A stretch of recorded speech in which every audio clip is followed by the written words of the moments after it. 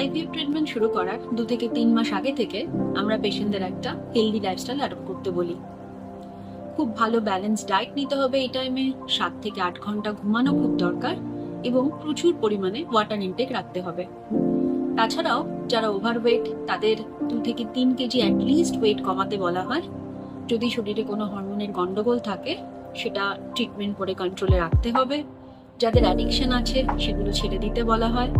যদি blood pressure, blood সুগারের সমস্যা থাকে সেগুলোকে যতটা সম্ভব কন্ট্রোল করার পরামর্শ দেওয়া হয় এবং স্ট্রেস থেকে যতটা সম্ভব এই টাইমে দূরে থাকতে বলা হয়। এছাড়াও আমরা পেশেন্টকে কিছু ভাইটামিনস এবং অন্যান্য ফুড সাপ্লিমেন্ট এই টাইমে দিয়ে থাকি যাতে এগ এবং স্পার্মের গুণগত মান বাড়ে।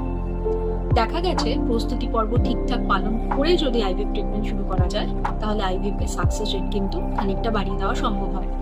এবং আরেকটা গুরুত্বপূর্ণ কথা হচ্ছে এই প্রস্তুতি পর্ব চলাকালীন হাজবেন্ড ওয়াইফ রিলেশন কিন্তু পড়ে যেতে বলা হয়, কারণ আমরা দেখেছি এই প্রস্তুতি পর্ব চলাকালীন অ্যাটলিস্ট কিছু সংখ্যক পেশেন্ট কিন্তু ন্যাচারালি কনসিভ করে যান।